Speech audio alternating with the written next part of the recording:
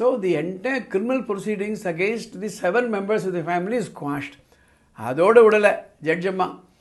அதே சமயத்தில் ஹஸ்பண்ட் பேரில் இருக்க ப்ராசிக்யூஷன் கண்டினியூ ஆகணும், நீங்கள் அவங்களை குரூயல்ட்டி பண்ணக்கூடாது, அந்த கேஸ் பாட் நடத்தணும் அப்படின்ட்டு ஜட்மெண்ட் கொடுத்துட்றாங்க. அண்மை காலங்களில் ஒரு கம்ப்ளைண்ட் வருதுங்க. என்னன்னா, இந்த டொமஸ்டிக் வயலன்ஸ் ஆக்ட் வந்ததுக்கப்புறம் ஒய்ஃப் என்ன பண்ணுறாங்க, தேவையில்லாமல் கேஸை போட்டுறாங்க, ஹாரஸ் பண்ணுறாங்க, கோர்ட்டுக்கு இழுக்கிறாங்க,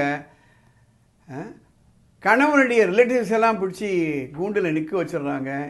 அவங்க இந்த டொமஸ்டிக் வயலன்ஸ் ஆக்டை யூஸ் பண்ணுறதை விட மிஸ்யூஸ் பண்ணுறது தான் சார் அதிகமாக இருக்குது அப்படி ஒரு கம்ப்ளைண்ட்டு.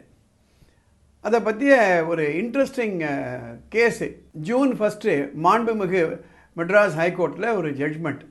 ஹானரபிள் ஜஸ்டிஸ் விக்டோரியா கௌரியுடைய உன்னதமான ஒரு ஜட்ஜ்மெண்ட்டுங்க.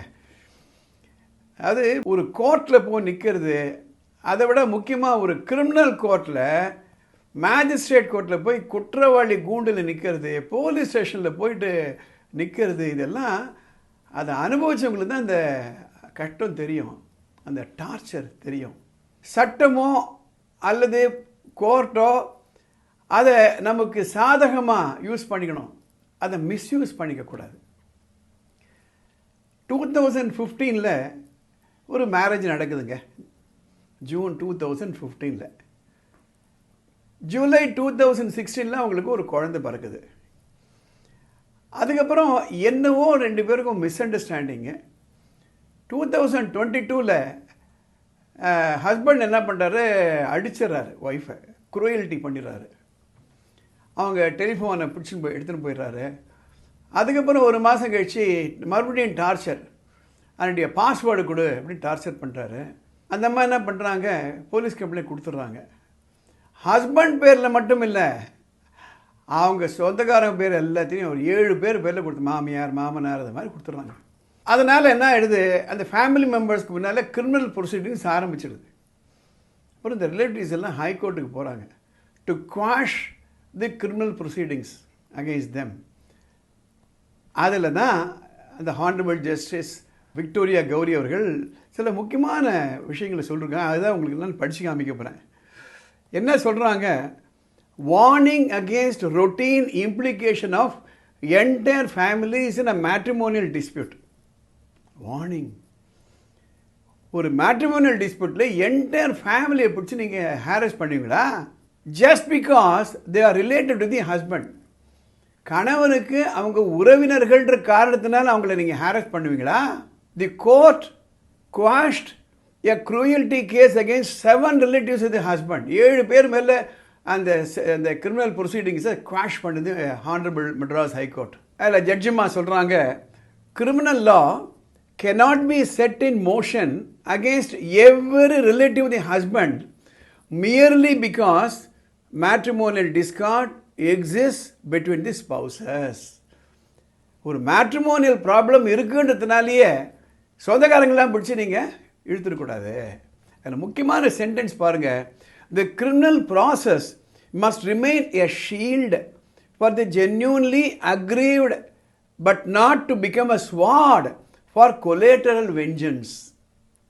அது ஒரு ஷீல்டாக யூஸ் பண்ணிக்கணும். யார் நியாயமாக பாதிக்கப்பட்ட லேடிஸை அதை ஷீல்டாக பயன்படுத்திக்கணும். ஆனால் அதை கத்தியாட்டம் யூஸ் பண்ணக்கூடாது. வெஞ்சன்ஸ், அதாவது பழித்தீர்த்துக்கிட்டு யூஸ் பண்ணக்கூடாது. அடுத்த லைன் பாருங்கள், matrimonial discard when translated into criminal prosecution must be examined with the judicial sensitivity. சென்சிட்டிவிட்டினா அது ரொம்ப ஜாக்கிரதையாக உணர்வுபூர்வமாக நீங்கள் பார்க்கணும். இதில் என்ன சொல்லிட்டாங்கன்னா, ஹஸ்பண்ட் இது மாதிரிலாம் ட்ரீட்மெண்ட் பண்ணாங்க, அவங்க சப்போர்ட் பண்ணாங்க. சப்போர்ட் பண்ணுறதுக்கு எந்த ஒரு எவிடன்ஸுமே இல்லை. அதுவும் இல்லாமல் இந்த கேஸில் என்ன ஆயிடுச்சுன்னா, மேரேஜ் ஆனவங்களே இவங்களாம் தனியாக இருக்காங்க, ஹஸ்பண்ட் அண்ட் ஒய்ஃபும். சொந்தக்காரங்களாம் எங்கேயோ வெளியில் இருக்காங்க. அப்படி இருக்கும்போது எப்படி சப்போர்ட் பண்ண முடியும்? So the entire criminal proceedings against the 7 members of the family is quashed. அதோடு விடலை ஜட்ஜம்மா. அதே சமயத்தில் ஹஸ்பண்ட் பேரில் இருக்க ப்ராசிக்யூஷன் கண்டினியூ ஆகணும், நீங்கள் அவங்கள குரூயல்ட்டி பண்ணக்கூடாது, அந்த கேஸ் பாட் நடத்தணும் அப்படின்ட்டு ஜட்மெண்ட் கொடுத்துட்றாங்க. எதுக்காக இந்த பதிவுகளை நான் போகிறேன்னா, இதில் டீட்டெயில்ஸ் எல்லாம் உங்களுக்கு கொடுக்க மாட்டேன். எந்த செக்ஷனில் என்ன, எந்த சட்ட பிரிவில் தேவையில்லை உங்களுக்கெல்லாம். இது சாதாரண மக்களுக்கு போய் சேரணும். இதில் என்ன மைய கருத்து? ஒரு மேட்ரிமோனியல் டிஸ்பியூட் வருது, அதில் ஹஸ்பண்ட் குரூயல்ட்டி பண்ணுறாரு, ஒய்ஃபு ஹஸ்பண்ட் சொந்தக்காரங்கள்லாம் சேர்த்து கோர்ட்டில் இழுத்துடுறாங்க. அது கூடாது. அந்த சட்டத்தை நீ ஒரு கேடயமாக யூஸ் பண்ணலாமே தவிர அது ஒரு கத்தியாட்டம் யூஸ் பண்ணக்கூடாது. அதுக்காக தான் இந்த பதிவு போடுறேன். நிறைய பேர்களுக்கு இது மாதிரிலாம் கோர்ட்டில் இழுத்துட்டாங்களே, என்ன செய்யறதுன்னே தெரியலன்னு குழம்பி இருப்பாங்க. அதற்காக தான் இந்த பதிவை நான் போடுறேன். இந்த பதிவு உங்களுக்கு பிடிச்சிருந்தேன்னா உடனே கமெண்ட் பாக்ஸில் போட்டு S we want such episodes அப்படின்னு ஒரு கமெண்ட் போடுங்க. அப்போ நிறைய பேருக்கு இது போய் சேரும். அது மட்டுமல்ல, உங்களுக்கு சட்டம் பற்றியோ படிப்பு பற்றியோ ஏதாவது குழப்பங்கள் இருந்தனா மேலே ஒரு வாட்ஸ்அப் நம்பர் போகுது. அந்த நம்பருக்கு ஒரு ஷார்ட் மெசேஜ் அனுப்புங்க, வாய்ஸ் மெசேஜோ அல்லது டெக்ஸ்ட் மெசேஜோ. அதை பார்த்துட்டு வரக்கூடிய எபிசோடில் அதை நான் கவர் பண்ணுவேன். இந்த சேனலுக்கு சப்ஸ்கிரைப் பண்ணுங்கள். இந்த எபிசோட் மற்றவர்களுக்கு பயனுள்ளதாக இருக்கும் நீங்கள் நினச்சிங்களன்னா உடனே லைக் பண்ணுங்கள், ஃபார்வர்ட் பண்ணுங்கள். அடுத்த எபிசோடில் பார்க்கலாம்.